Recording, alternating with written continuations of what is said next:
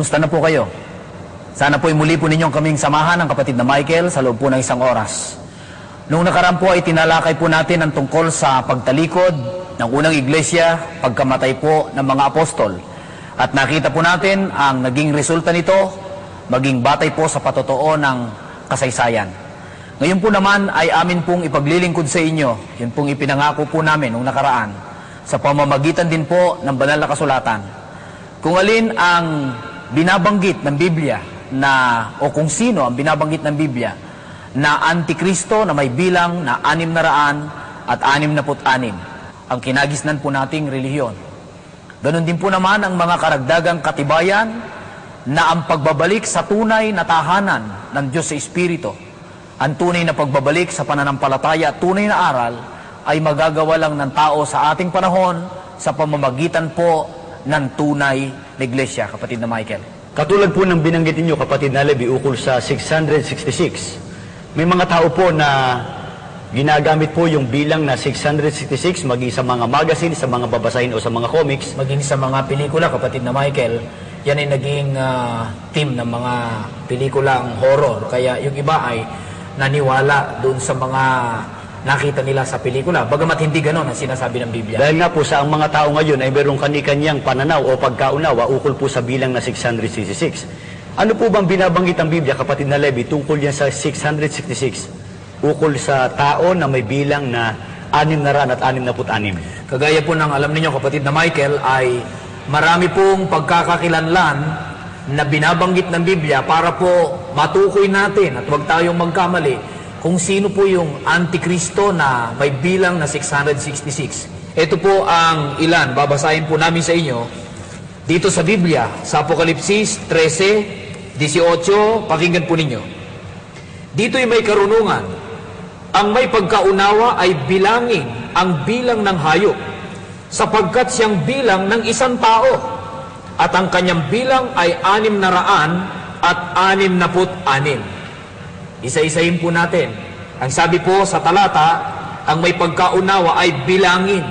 Bilangin po ang bilang ng hayop.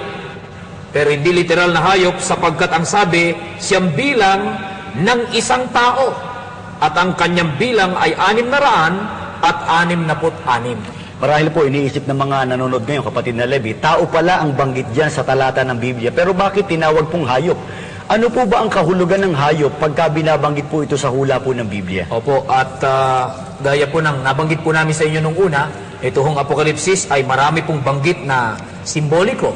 Ganito ang sabi sa Daniel 7:17 ng kahulugan ng banggit na hayop dun sa 13:18 ng Apokalipsis. Ang mga dakilang hayop na ito na apat ay apat na hari na magbabangon sa lupa. Ang kahulugan, batay sa paliwanag ng Biblia kung ano yung binabanggit po na hayop, ay hari. Tao na hari, nang sabi po may bilang na 666. Subalit, anong uring hayop o hari po itong ipinakikilala po ng Biblia? Marahil po ay nag-iisip na sila ngayon, kapatid na Levi. Ang binasa po nating unang talata, 13:18 po ng Apokalipsis. Ngayon po ay 11. 13:11, ganito ang sabi ng Biblia.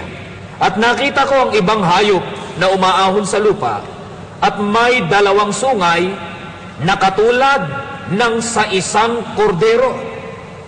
Dito po ay binabanggit na yung hayop na may bilang na 666, hayop sapagkat hari, ang sabi po ng banal na kasulatan, ay ang sabi, katulad ng sa isang kordero.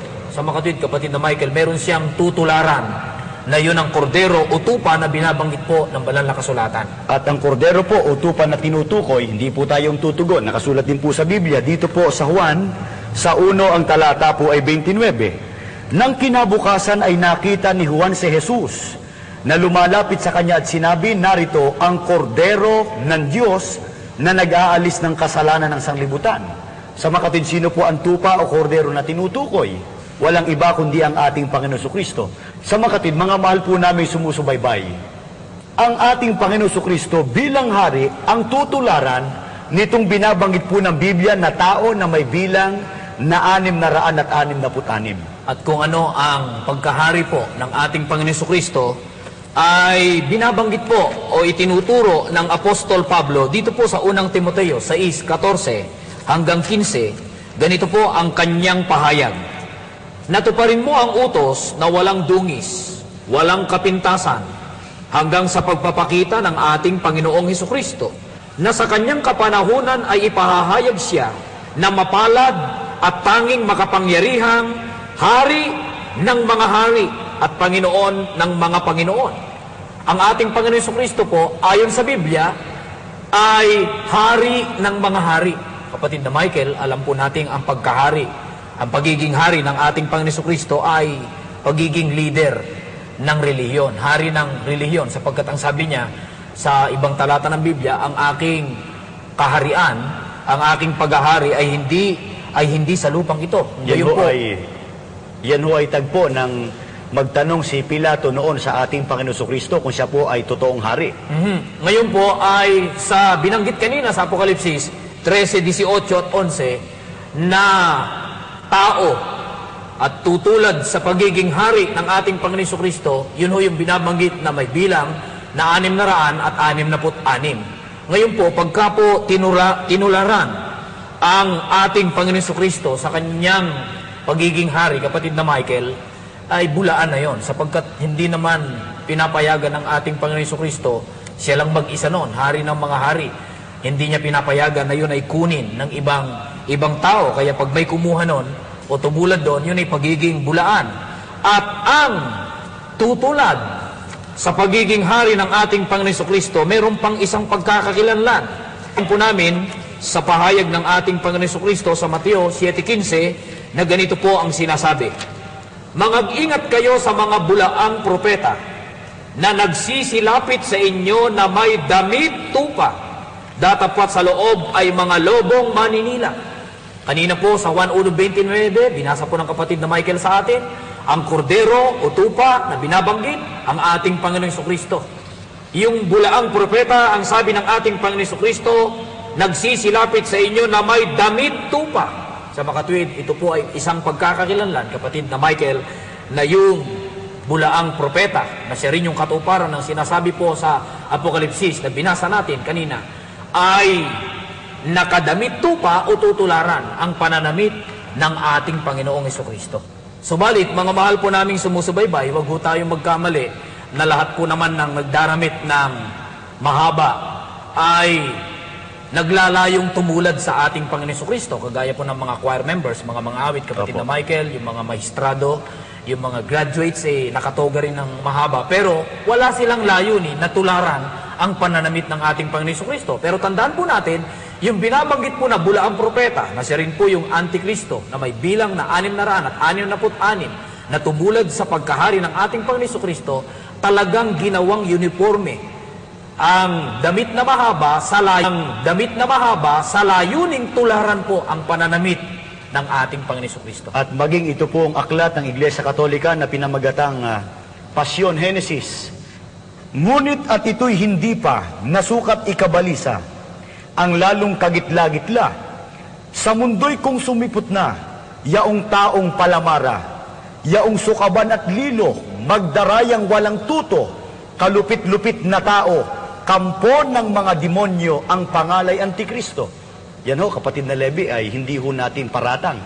Ang binasa po namin sa inyo ay aklat po ng Iglesia Katolika. Ano po ang tawag ng pasyon tungkol po dito sa binabanggit ng Biblia na may bilang na 666? Ang tawag po nila ay Antikristo. Paano po nila ipinakita itong Antikristo? Alinsunod sa ating binasa, taong palamara, sukaban at lilo, magdarayang walang tuto, kalupit-lupit na tao, kampo ng mga demonyo, ang pangalay Antikristo. Huwag ko kayo magdaramdam. Yan ho hindi namin mga pangungusap, binabasa lang po namin ang aklat po ng relihiyon na ating kinagisnan. Kagaya po ng binanggit po namin sa inyo kanina, ay meron pong maraming pagkakakilanlan, palatandaan, para po ating makilala yung tinutukoy ng Biblia na Antikristo na may bilang na 666. Sa unang bahagi pong ito, ano po ang ating naliwanagan? Meron pong naunang binanggit sa atin ang banal na kasulatan na dalawang pagkakakilanlan. Doon po sa binabanggit ng Biblia na may bilang na 666. Ang una po, siya ay magpapakilalang hari ng mga hari sapagkat tutularan ang ating Panginoon Jesucristo. Ang ikalawa po, siya ay tutulad sa pananamit ng ating Panginoong Jesucristo.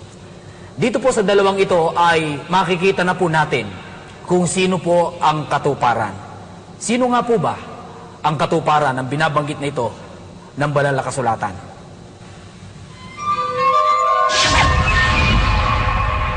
Ang Antikristo o taong may bilang na 666 ay naunang ibinabala ng Panginoong Hesukristo sa kanyang mga alagad. At sumagot si Jesus at sinabi sa kanila, "Mangang-ingat kayo na huwag kayong mailigaw ninuman, sapagkat marami ang magsisiparito sa aking pangalan na mangagsasabi, ako ang Kristo, at ililigaw ang marami. Mangag-ingat kayo sa mga bulaang propeta na nagsisilapit sa inyo na may damit tupa, tatapat sa loob ay mga lobong maninila." Kabilang sila sa tinukoy ni Apostol Pablo sa kanyang mga sulat. Ang mga gayong tao ay mga bulaang apostol, mga magdarayang manggagawa na nagpapakunwaring mga apostol ni Kristo. At hindi katakataka, sapagkat si Satanas man ay nagpapakunwaring anghel ng kaliwanagan, hindi malaking bagay na ang kanyang mga ministro naman ay magpakunwari na waring ministro ng katwiran. Sa aklat na pinamagatang Siya ang inyong pakinggan, ang aral na Katoliko, ay tahasang sinabi ng paring si Enrique Demo na ang pananamit ng paring nagmumisa ay nakakatulad ng Panginoong Jesucristo nang umakyat sa bundok ng Kalbaryo. Kung bakit nagkatulad ang pananamit na mahaba ang Panginoong Jesucristo at ang mga paring Katoliko kasama na ang Papa sa Roma, ay binigyan diin sa aklat ng saradong Katoliko Romano kami na sinulat ng Defensor Katoliko na si Lino de Javier na ganito ang sinasabi, "Nakikilala ng mga tunay na Kristiyano ang mga alagad ng Diyos na sila'y mga lalaki, at ang damit na mahaba ay uniforme. Bilang ipinakikilala nga na sila ay mga apostol, mga alagad ng ating Panginoon Hesus, na hindi nila inaalis ang damit na mahaba na isinuot ng ating Panginoon sa kapanahunan niya."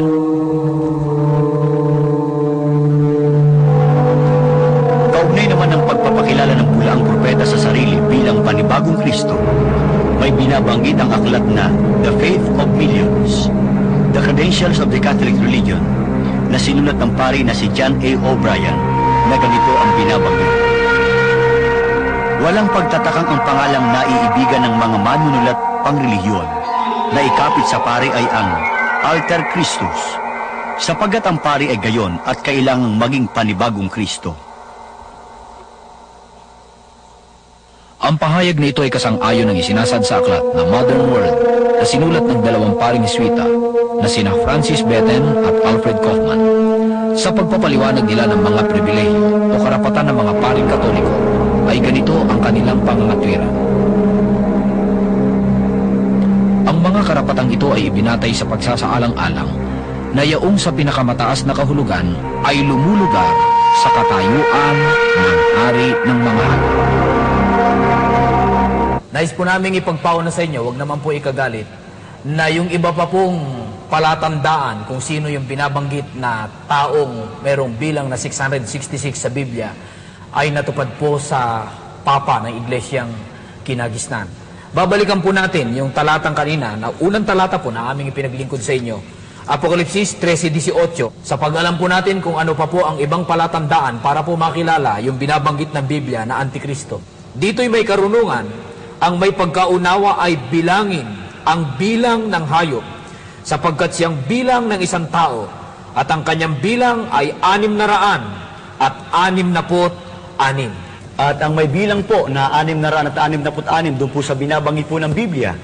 Ang binasa po kanina ng kapatid na Levi ay talatang 18, itataas lang po natin sa talatang 17. "At nang wag makabili o makapagbili ang sinuman, kundi siyang mayroong tanda sa makatwid ay ng pangalan ng hayop o bilang ng kanyang pangalan." Sa makatwid, alisunod po sa talata ng Biblia, ang may bilang na 666 ay yung pangalan. Hindi po yung tao, kapatid na Levi. Pangalan po na ikinapit dun sa Antikristo na tumulad sa damit ng Panginoon Jesucristo at tumulad sa pagiging hari ng mga hari ng ating Panginoon Jesucristo. Yung iba, kapatid na Michael, ay kung ano-ano ang interpretasyon dyan sa bahaging yan. At yung iba ay, halimbawa, kumukuha sila ng pangalan ng tao, pinagtatabi-tabi, samantalang ang sabi sa Biblia ay bilangin. Hindi sinabing pagtabi-tabihin yung mga letra ng pangalan, kapatid na Michael. Ano po bang matibay na katunayan batay po sa Biblia na yung banggit sa Biblia na 666 ay dapat po itong sumahin o bilangin? Ito ho ang pahayag sa Bibliang Ingles, The Living Bible. Diyan po sa Revelation 13:18. Ganito po ang pahayag sa atin. Pansinin po ninyo. Here is a puzzle that calls for careful thought to solve it. Let those who are able interpret this code. The numerical values of the letters in His name add to 666. Ang sabi po rito, ang mga katumbas sa numero ng mga titik na nasa kanyang pangalan, kung susumahin. Kaya sa Bibliang Ingles ay the numerical values of the letters in His name add to 666. Kung susumahin ay 666. Kaya hindi po dapat na pagtabi-tabihin yung letra. Talagang susumahin po. At ang sabi sa talatang binasa natin kanina, ang mga katumbas sa numero ng mga titik.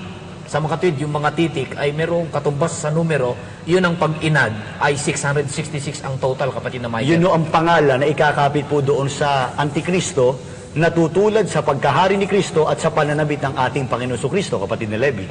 Mamaya po ay ipakikita po namin sa inyo yung pagkakasuma ng isang titulo ng nagpapakilala po na hari ng mga hari katulad ng ating Panginoon Kristo at nagdaramit ng katulad ng ating Panginoon Kristo. Subalit nais na nating unahan, kapatid na Michael, dahil maaring sabihin ng iba pagka yan ay nakita nila na titulo naman yung ating tinignan kung ano ang katumbas na numero ng titik ng titulo. Samantalang ang sabi dun sa talatang binasa natin ay pangalan. Ang titulo po na tinutukoy ay pangalan din. Ang katunayan po, mababasa natin dito po sa English-Tagalog Dictionary by Leo English. Title, a name. Titulo, isang pangalan. Sa makatid po, ang titulo ay pangalan din. At mamaya pa po natin, ang total po ay 666. Pero kapatid na Michael, hindi lang yan ang mga palatandaan para makilala natin kung sino yung Antikristo na binabanggit ng Biblia na may bilang na 666. Babasahin po namin ang isa pa, Apokalipsis 13:11, ganito po ang sabi. At nakita ko ang ibang hayop na umaahon sa lupa at may 2 sungay na katulad ng sa isang kordero. Dito yung binabanggit na hayop, naliwanagan na po natin, nagpapakilalang hari. At yun nga po, tutularan ng pagiging hari ng mga hari ng ating Panginoon Kristo. At may 2 sungay anya na katulad ng sa isang kordero. Kapatid na Michael, ito'y symbolical na naman. Kaya maaaring sa iba, mahirap unawain. Pero wag nating bigyan ng sarili nating interpretasyon. Kaya babasahin po natin dito rin po sa Biblia, sa Amos 6 ang talata po ay 13. Kayong nangagagalak sa isang bagay na walang kabuluhan na nangagsasabi, di baga kami ay nagtaglay para sa amin ng mga sungay sa pamamagitan ng aming sariling kalakasan. Ang banggit po sa Biblia, ang kahulugan po ng sungay na binanggit sa Apokalipsis kanina, kalakasan, kapangyarihan. Kung gayon ay meron siyang 2 kapangyarihan. Abangan po ninyo yan, mga mahal po naming televiewers. Ito pa po ang pagkakakilanlan, itutuloy ko lamang po ang pagbasa. At nakita ko ang ibang hayop na umaahon sa lupa at may 2 sungay na katulad ng sa isang kordero at siya'y nagsasalitang gaya ng dragon. Meron siyang sinasalita o iniaaral at ang sabi ng Biblia, siya'y nagsasalitang gaya ng dragon, kapatid na Michael. At marahil po ay iniisip ng mga sumusubaybay ngayon, kapatid na Levi, kung sino po yung tinutukoy na dragon sa talatang binasa po ninyo. Ito po, pakinggan po ninyo sa 12:9 ng Apokalipsis. At inihagis ang malaking dragon, ang matandang ahas, ang tinatawag na Diablo at Satanas, ang dumadaya sa buong sanlibutan. Ang tinutukoy po na dragon dito ay ang Diablo o si Satanas. Nagsasalitang gaya ng dragon, nagsasalitang gaya ng Diablo. Nagtuturo ng salita o ng aral ng demonyo, kapatid na Michael. Medyo mabigat po ito, pero ito po ay katotohanang mababasa po natin sa Biblia. Kaya atin na pong tiyakin, kapatid na Michael, kung ano ang halimbawa ng aral ng demonyo na sasalitain ng katuparan ng tinutukoy ng Biblia na tao na may bilang na 6 na raan at 66. Dito po sa unang Timoteo 4:1 at 3, ngunit hayag na sinasabi ng Espiritu na sa mga huling panahon ang iba'y magsisitalikod sa pananampalataya at mga kikinig sa mga espiritong mapanghikayat at sa mga aral ng mga demonyo na ipinagbabawal ang pag-aasawa at ipinag-uutos na lumayo sa mga lamangkati.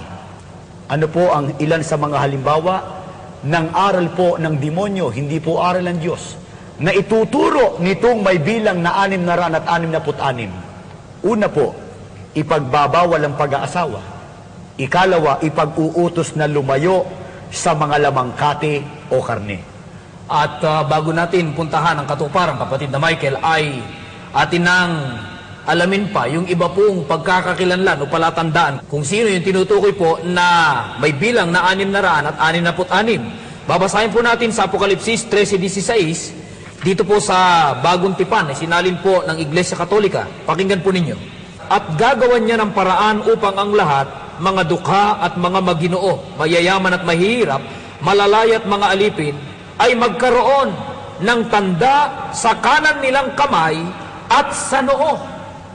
Dito ay binabanggit na yung katuparan ng may bilang na 666, magbibigay ng tanda sa iba't ibang uri ng mga tao sa kanilang kanang kamay at sa kanilang noo, kapatid na Michael. At yan po, kapatid na Levi, ay hindi po tanda ng maliligtas. Huwag kong magdaramdam. Baka po nasasagasaan ang ilan sa mga sumusubaybay po ngayon, yung kanilang pagkakilala at pananampalataya. Babasahin po namin sa Biblia pa rin po sa Apokalipsis 4:9 hanggang 11. At ang ibang anghelang pangatlo ay sumunod sa kanila na nagsasabi ng malakas na tinig, kung ang sino man ay sumasamba sa hayop at sa kanyang larawan at tumatanggap ng tanda sa kanyang noo o sa kanyang kamay, ay iinom din naman siya ng alak ng kagalitan ng Diyos na nahahandang walang halo sa inuman ng kanyang kagalitan. At siya'y pahihirapan ng apoy at asupre sa harapan ng mga banal na anghel at sa harapan ng kordero. At ang usok ng hirap nila ay napaiilang lang magpakailan-kailanman. At sila'y walang kapahingahan araw at gabi. Silang mga nagsisisamba sa hayop at sa kanyang larawan. At sino mang tumatanggap ng tanda ng kanyang pangalan. Kaya wag kong magdaramdam, nakalulungkot pong sabihin, yung tumanggap po ng tanda sa noo at kanang kamay, na yun ho ang mga kinatuparan na binigyan ng tanda ng mga taong naakay o naakit ng may bilang na 6 na raan at 66. Tanda po ng hindi po maliligtas. Sapagkat nakalulungkot, kapatid na Michael, nakasama sa pagtalikod mula sa tamang pananampalataya. Mga mahal po naming sumusubaybay, ano po kung gayon ang naliwanagan po natin sa puntong ito? Naliwanagan po natin na yung tao na may bilang na 6 na raan at 66 ay hindi lamang po magpapakilalang hari ng mga hari at tutulad sa pananamit ng ating Panginoon Jesucristo, kundi ang kanyang titulo ay may suma na 6 na raan at 66. Meron din siyang 2 uri ng kapangyarihan. At ang sabi ng Biblia kanina ay nagsasalitang gaya ng dragon, nagtuturo ng aral ng demonyo. Bawal mag-asawa at bawal kumain ng karne. At meron siyang tanda na ibibigay sa iba't ibang uri ng mga tao, tanda sa kanilang kanang kamay at sa noo. Mga minamahal po naming sumusubaybay, yung 2 palatandaan kanina, nakita po natin na natupad po sa Papa sa Iglesyang Kinagisnan. Ano po ang mga katibayan ng iba pang mga palatandang ito ay natupad din po sa Kanya. At ang ibang anghel ang pangatlo ay sumunod sa kanila na nagsasabi ng malakas na tinig, kung ang sino man ay sumasamba sa hayop at sa kanyang larawan at tumatanggap ng tanda sa kanyang noo o sa kanyang kamay, ay iinom din naman siya ng alak ng kagalitan ng Diyos na nahahandang walang halo sa inuman ng kanyang kagalitan. At siya'y pahihirapan ng apoy at asupre sa harapan ng mga banal na anghel at sa harapan ng kordero. At ang usok ng hirap nila ay napaiilan lang magpakailan-kailanman, at sila'y walang kapahingahan araw at gabi. silang mga nagsisisamba sa hayop at sa kanyang larawan, at sino mang tumatanggap ng tanda ng kanyang pangalan. Maliwanag ang pahayag ng Apokalipsis na ang tumanggap ng tanda ng hayop ay hahantong sa walang hanggang parusa sa dagat-dagatang apoy.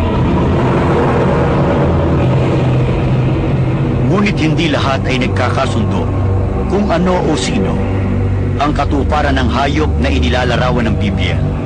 Ang iba't ibang interpretasyon tungkol dito ay naging paksa ng maraming mga lathala, nobela o comics man, at maging ng mga pelikula at mga programa sa telebisyon. Gayunman ay malinaw at tiyak ang pagkakakilanlan.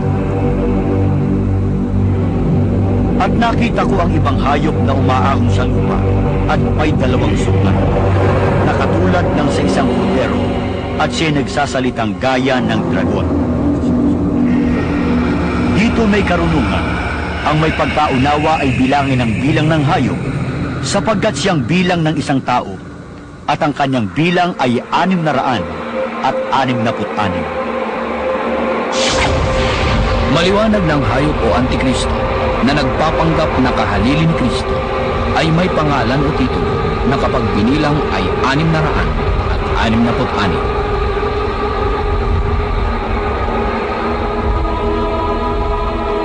Sa maraming mga titulo na tangi ang Papa sa Roma lamang ang gumagamit ay ang mga salitang Latin o Romano na Vicarius Filii Dei na nangangahulugang kahalili ng anak ng Diyos. Ito ay sinasabing nakalagay sa tiara at maging sa miter o baston na kalimitang ginamit nito sa mga opisyal na pagtitipong pangrelihiyon.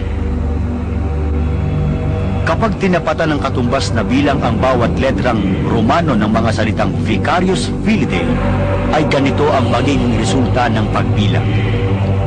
Salitang Vicarius, V5, I1, C100, A0, R0, I1, V5, S0, subtotal 112. Salitang Philly, F0, I1, L50, I1, I1, subtotal 53. Salitang Day, D500, E0, I1, subtotal 501. Sa kabuuan, 666.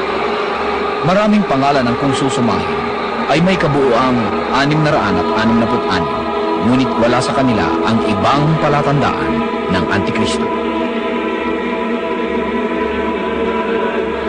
Pansinin ayon sa Apokalipsis, ang hayop o Antikristo ay may dalawang sungay o dalawang kapangyarihan. Kaugnay nito, may taglaybang dalawang kapangyarihan ng Papa sa Roma na nagpapakilalang bikaryo ng anak ng Diyos. Sa aklat na The Faith of Our Fathers, na sinulat ng kilala at bantog na kardinal ng Baltimore, si James Gibbons, ay nagsasaad na ang mga papa sa Roma bilang pinakamataas na puno ng Iglesia Romana at puno ng Estado ng Vatikano ay may dalawang kapangyarihan, kapangyarihang espiritual at kapangyarihang sibil. Maging ang pagbabawal ng pag-aasawa na ayon kay Apostol Pablo ay sinalita o aral ng dragon o demonyo, ay mahigpit na ipinatutupad ng Iglesia Romana sa pangunguna ng Papa sa Roma.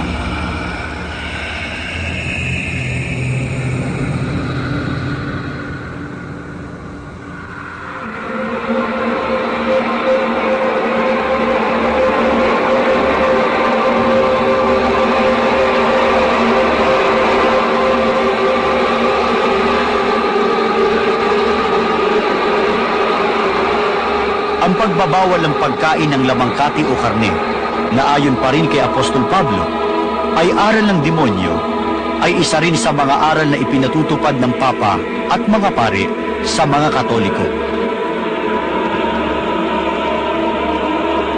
At gaya na sinasabi sa Apokalipsis sa Kapitulo 13, versikulo 16, na binanggit din sa Pasyong Kandapa, ang Antikristo ay nagbigay sa kanyang mga alagad o kampon ng tanda sa noo at kanang kamay.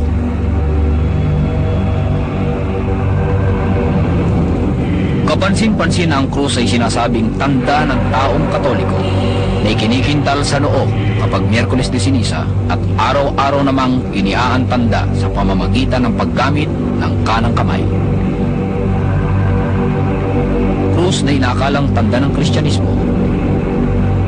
Dahil sa krus pinakuhan at namatay ang Panginoong Jesucristo.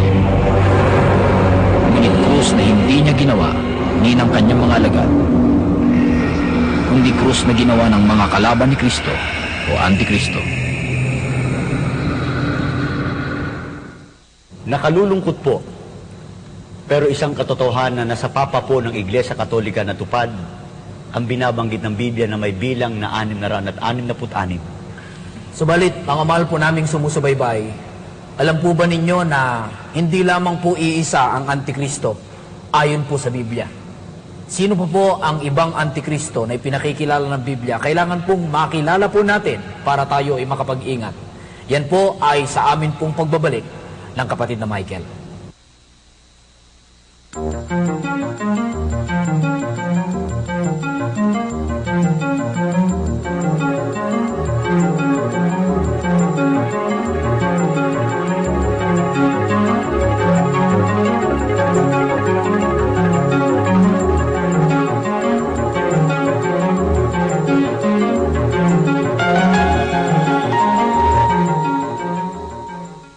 Tulad po ng aming ipinangako sa inyo kanina, ay paglilingkod po namin ang mga pagkakakilanlan naman doon sa iba pang Antikristo na binabanggit po ng Biblia.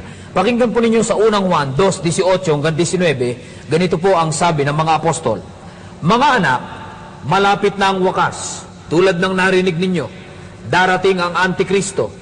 Ngayon nga'y marami nang lumitaw na mga Antikristo, kaya't alam nating malapit na ang wakas. Bagamat sila'y dating kasamahan natin, hindi natin tunay na kaisa ang mga taong yon. Sapagkat kung sila'y tunay na atin, nanatili sana silang kasama natin.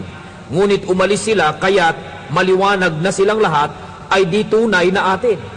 Dito po maliwanag na ipinapahayag ng mga apostol, marami anya ang lumitaw na mga Antikristo. Ang iba sa kanila ay yung mga, ang sabi po, mga dating kasamahan natin, subalit sila ay umalis at hindi nanatili na kasama natin. Sa makatid po, ang tao po, pag hindi po nanatili sa tunay na relihiyon, tunay na iglesia, kapatid na Michael, at umalis siya doon, kasama siya sa binabanggit ng Biblia na Antikristo. At ang sabi po ng mga apostol, kapatid na Michael, maraming Antikristo. Sino pa ba yung iba pang Antikristo na binabanggit ng banal na kasulatan? Pakinggan po natin dito po sa unang Juan, sa 4 mga talatang 1 hanggang 3. Mga minamahal, huwag ninyong paniwalaan agad ang bawat nagsasabing sumasa kanila ang Espiritu.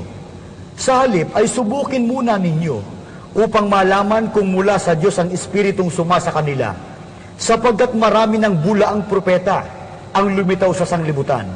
Ito ang pagkakakilanlan kung sino ang kinaroroonan ng Espiritu ng Diyos.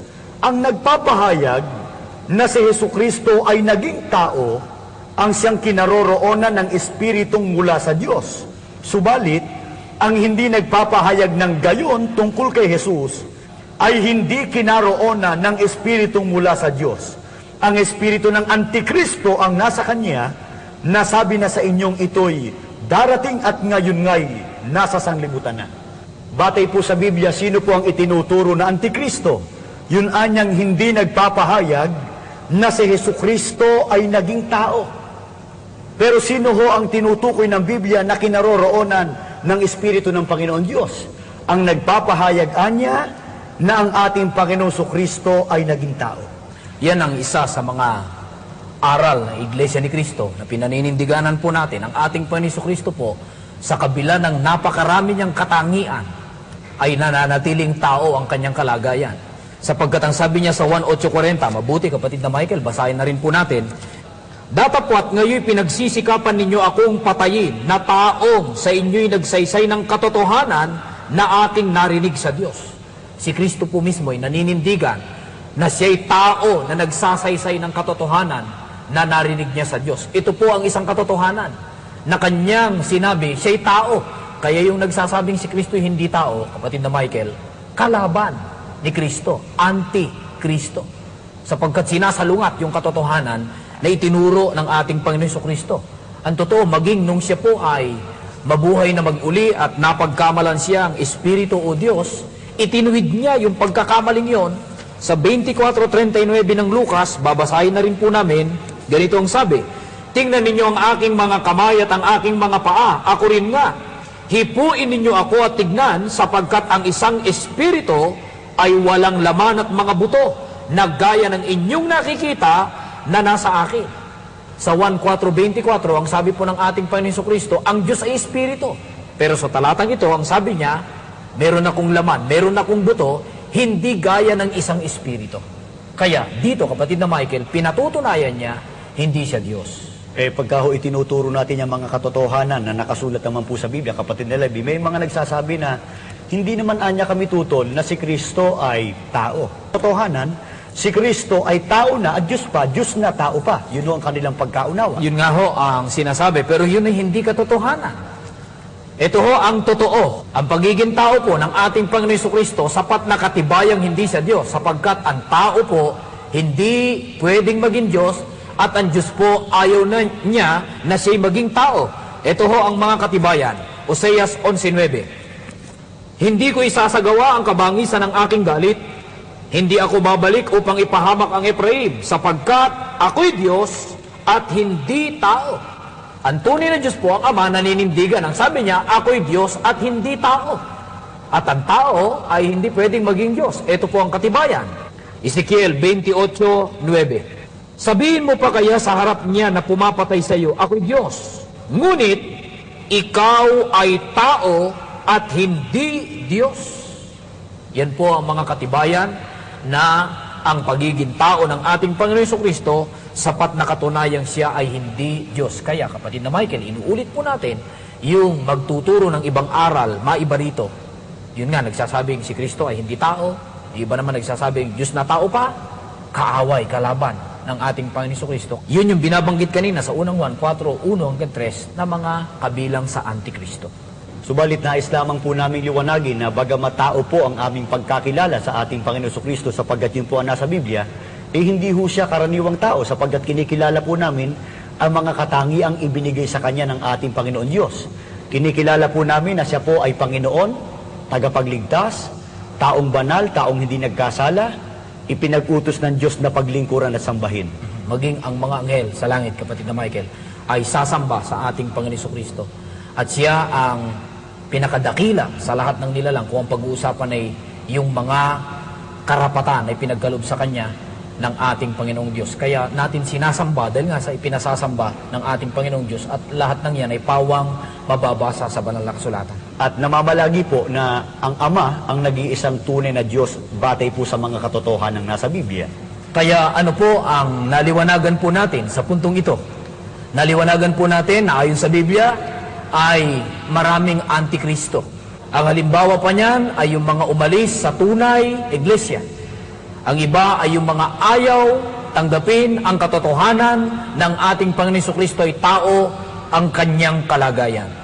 At mga mahal po naming sumusubaybay, kung inyo pong natatandaan nung nakaraan, ay amin pong ipinaglingkod sa inyo ng palatuntunang ito ang tungkol po sa pagtalikod ng unang iglesia pagkamatay ng mga apostol. At ngayon po sa ating programa ngayon ay nakita rin po natin na patuloy pang tumatalikod ang iglesyang kinagisnan.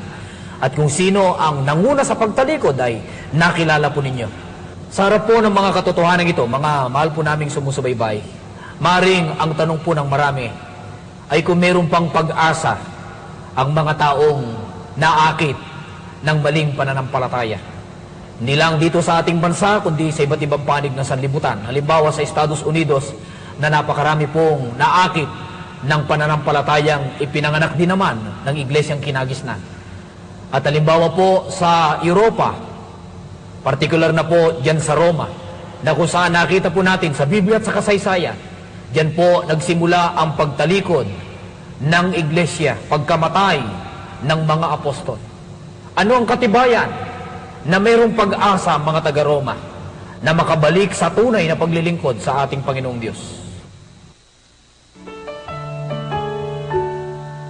Sa pagsapit ng ika-80 anibersaryo ng Iglesia ni Cristo, noong Hulyo 27, 1900, ginunita at ipinagpasalamat ng mga kaanib sa Panginoong Diyos ang mga pagpapalang ibinuhos niya sa iglesia mula nang bumangon dito sa dulong silangan sa Pilipinas ang gawain ito ng pagliligtas noong 1914. Walumpung taon na lipos ng pagtatagumpay sa pakikipagbaka laban sa mga humahadlang sa pagbabalik ng maraming mga tao sa wastong paraan ng paglilingkod sa Diyos sa loob ng iglesia.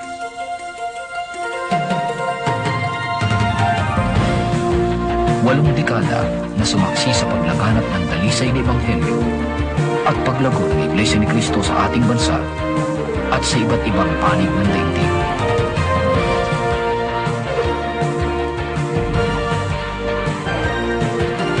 At muli sa mismong kaarawan ng pagkakatatag ng Iglesia ni Cristo, isa na namang tagumpay ang napatala sa mga dahon ng kanyang kasaysayan.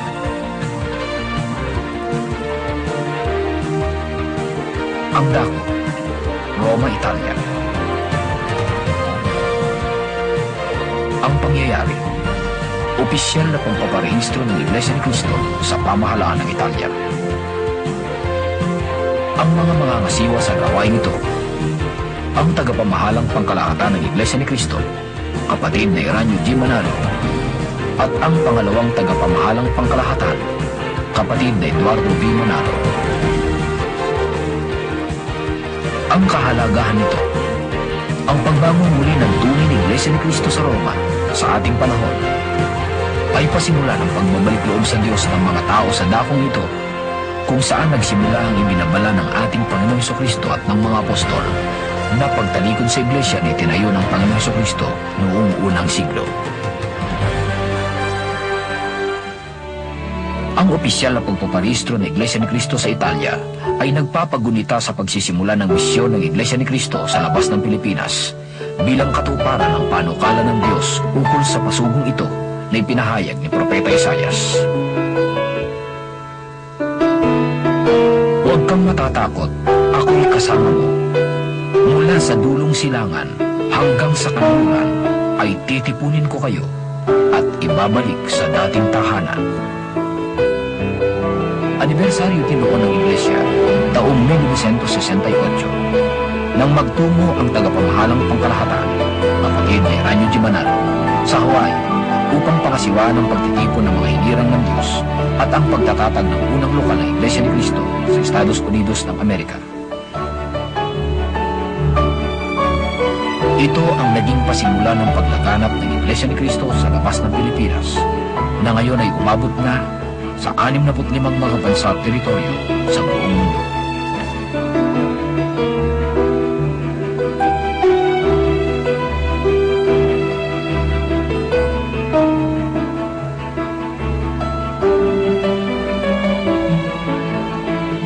Noong Hulyo 13, 1994, dumating sa Roma si kapatid na Eduardo V. Manalo at ang kanyang mga kasama. Inihanda niya ang mga kaukulang dokumento ukol sa opisyal na pagpaparehistro ng Iglesia ni Cristo sa pamahalaan ng Italia. Kaugnay nito, ginawa rin niya ang pakikipag-usap sa mga kinaukulang pinuno ng pamahalaang Italiano.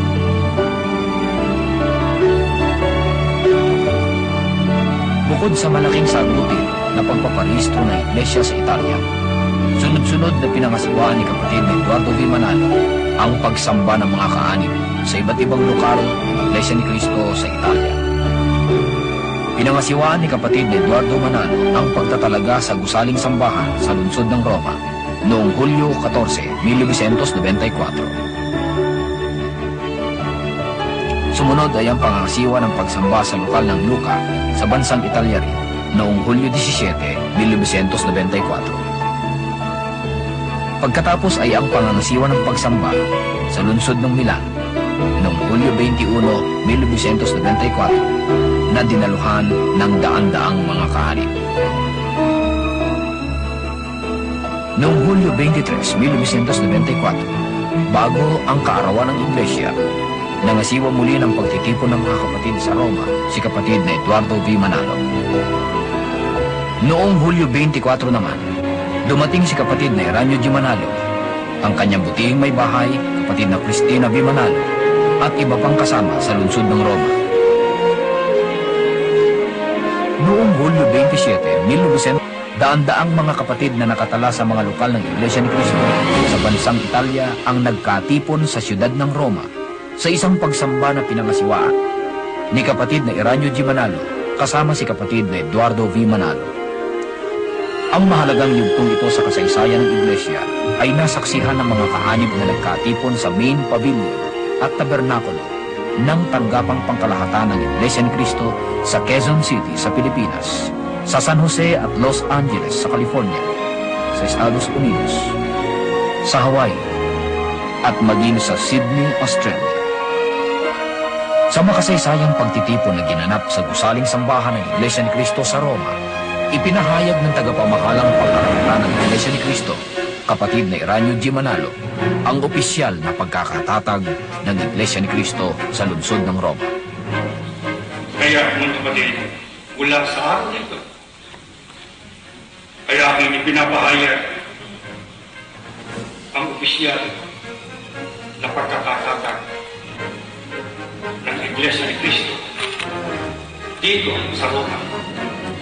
Ngayong Hulyo 27, 1994. Ang buod ng sermon ay sinalin sa wikang Italyan ni kapatid na Marco Bono. Kabilang siya sa mga katutubong Italyano na kaanib na sa Iglesia na lumagda sa kasulatan ng pagtatatag ng Iglesia sa Europa. Ang mga lokal ng Iglesia ng Cristo na nagsimula sa dulong silangan ay matibay na nakatatag na ngayon sa Hilagang Amerika na baluarte ng Protestantismo. Inaasahan na kung paanong hindi mapigil ang pagbabalik sa Diyos ng mga tao sa mga bansa sa Hilagang Amerika, ang gayunding tagumpay ay masasaksihan sa Timugang Europa na baluarte ng Katolisismo sapagkat ganito ang pangako ng Diyos sa pasuko. Aking sasabihin sa hilagaan, bayaan mo, at sa timugan, huwag mong pigilin. Dalhin mo rito ang aking mga anak na lalaki na mula sa malayo, at ang aking mga anak na babae na mula sa mga wakas ng lupa. Naway makabilang ho tayo sa mga taong tunay na mapapalad sapagkat nakabalik sa ating Panginoong Diyos. Mapalad sapagkat ganito ang pahayag ng ating Panginoong Diyos sa Malakias 3:7. Mula ng mga kaarawan ng inyong mga magulang, kayo'y nangagpakaligaw sa aking mga tuntunin at hindi ninyo tinalima. Manumbalik kayo sa akin, at ako'y manunumbalik sa inyo, sabi ng Panginoon ng mga hukbo. Hindi ho ba napakapalad ang tao na ang Diyos ay kasama niya sapagkat siya ay nakabalik sa ating Panginoong Diyos? At upang maisagawa po ng tao ang wastong paraan ng panunumbalik sa Panginoon Diyos, ganito po ang binabanggit sa talatang ito ng Biblia, dito po sa Apokalipsis 18:4. At narinig ko ang ibang tinig na mula sa langit na nagsasabi, "Mangagsilabas kayo sa kanya, bayan ko, upang huwag kayong mangaramay sa kanyang mga kasalanan at huwag kayong magsitanggap ng kanyang mga salot." Kayo man, ang mga nanonood ngayon, nabilanggo kayo sa loob ng isang maling relihiyon, pero sabi ng Diyos, lumabas kayo sa kanya, bayan ko, para huwag kayong maramay sa kanyang mga kasalanan at huwag kayong magsitanggap ng kanyang mga salot. At noong nakaraang pagtalakay po natin, kapatid na Michael, ay pinaglingkod po natin sa kanila ang ilang hula ng ating Panginoong Diyos sa Isaiah, sa Biblia, tungkol sa paglitaw ng Iglesia ni Cristo sa Pilipinas, tungkol sa pagsusugo kay kapatid na Felix Manalo, tungkol sa pagdating ng Iglesia ni Cristo sa malayong kanluran at sa iba't ibang panig na salibutan. At nakita po natin na natupad ang mga hula na ating ipinaglingkod sa kanila. Nais po namin bumasa pa sa inyo ng ilang hula na katibayan pa rin ng iglesyang ito na ipinangaral po ng kapatid na Felix Manalo ay isang katuparan ng panukalan ng Diyos tungkol sa pagbabalik sa orihinal na diwa o uri ng tunay na iglesia. Kung natalikod man po ang unang iglesia, yung unang iglesia na ang mga unang kaanib ay mga Hudyo at mga Hentil, kung natalikod man yon, may binabanggit ang Biblia tungkol sa Iglesia ni Cristo na naglilingkod sa inyo. Ang marami po nabasa natin sa Isaias, ngayon naman po babasa tayo sa ibang hula dito po sa Zacarias. Ang pahayag po sa 13, 8-9, ganito po ang sabi. At mangyayari na sa buong lupain, sabi ng Panginoon, dalawang bahagi ay mahihiwalay at mamamatay, ngunit ang ikatlo ay maiiwan. At aking dadalhin ang ikatlong bahagi sa apoy, at sila'y dadalisayin ko na parang pilak na dalisay, at sila'y susubukin ko na parang pagsubok sa ginto. Sila'y magsisitawag sa aking pangalan, at akin silang didinggin. Aking sasabihin, siya'y bayan ko, at kanilang sasabihin, ang Panginoon ay aking Diyos. Gaya po ng natalakay po natin sa mga nakaraan, may pagtalikod ang unang iglesia pagkamatay ng mga apostol. Kaya ang sabi po ng banal na kasulatan, noon pa hinulaan na po yung mangyayaring yan, dalawang bahagi ay mahihiwalay at mamamatay. Naging ganap ang pagtalikod dahil pinatay lahat ng mga nanindigan. Ngunit ang sabi ng Diyos, ang ikatlo ay maiiwan. Sinasampalatayanan po namin ang ikatlo na tinutukoy ay ituhong lumitaw sa malayong silangan sa mga kaugnay na hula ni Propeta Isaias na naipaglingkod na po namin sa inyo. Ito ang Iglesia ni Cristo na ipinangaral ng kapatid na Felix Manalo. Dito, nagsimula sa malayong silangan at ngayon ay nakarating sa iba't ibang panig na sanlibutan. Hanggang doon sa Roma ay nakarating na po ang Iglesia ni Cristo. Ano po ang kapalaran ng tao pag siya'y nakasama sa binabanggit na ito ng Biblia na bayan ng ating Panginoong Diyos? Ang sabi ng Diyos, sila'y susubukin ko na parang pagsubok sa ginto. Sila'y magsisitawag sa aking pangalan anya, at akin silang didinggin.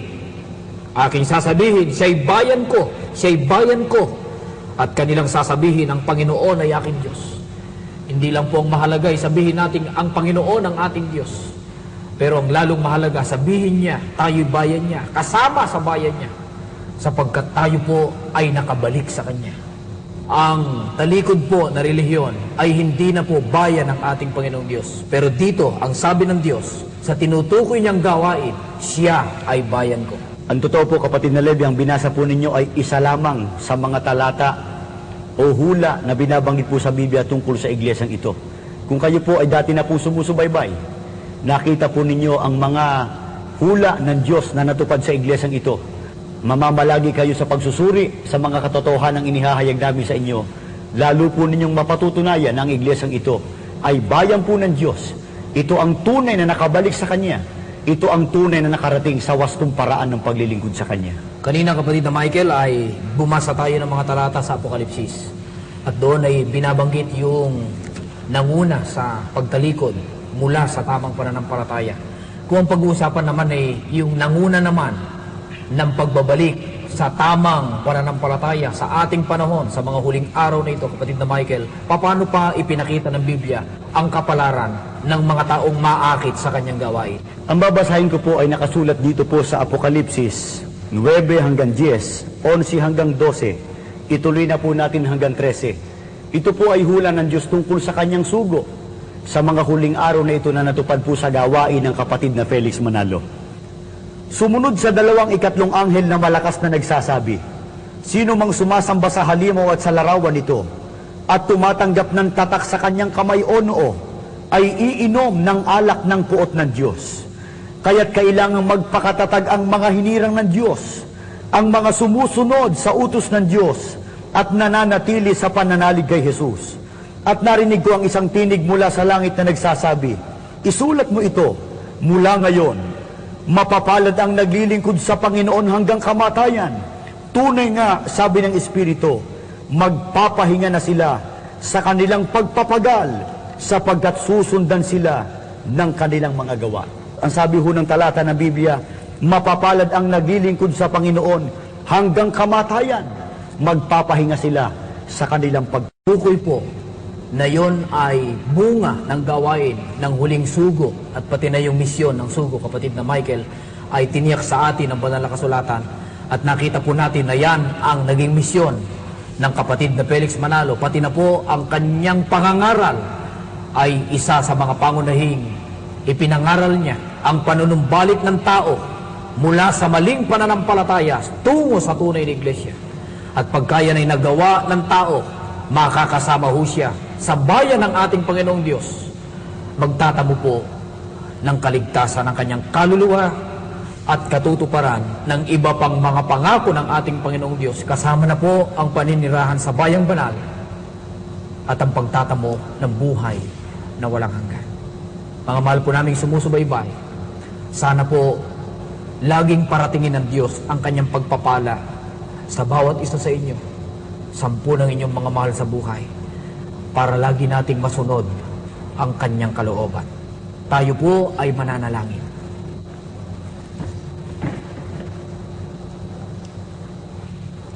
Ama naming Diyos, magalang po kaming nagpapasalamat sa iyo.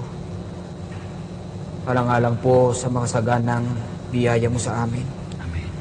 Maging sa patuloy po na pagkasangkapan mo sa palatuntunang ito, upang patuloy pong maipahayag ang iyong mga katotohanan. Amen.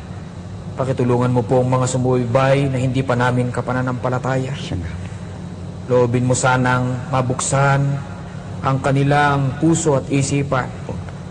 Tulungan mo sanang maging handa sa pagtanggap ng katotohanan na galing sa iyo. Amen. Tumubo ang tunay na pananampalataya, tunay na pagkakilala. Maakit po sa tamang paraan ng pagbabalik loob sa iyo. Amen. At sa gayon ay makasama sa pagtanggap ng iyong mga dakilang pangako. Pakitulungan mo po pati na ang mga sambahayan na inabot ng palatuntunan ito.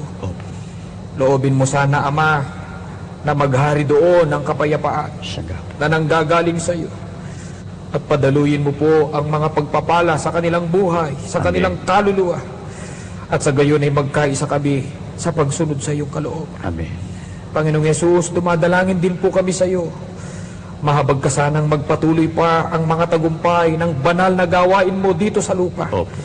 Upang dumami pa ang mga taong maglilingkod sa iyo at sa Ama at tumanggap ng kaligtasan ng kanilang kaluluwa. Amen. Ama, ito ang aming pag-asa. Sana po, binabasbasan mo kaming lahat. Sa pangalan po ni Jesus na aming dakilang tagapagligtas. Amen. Amen.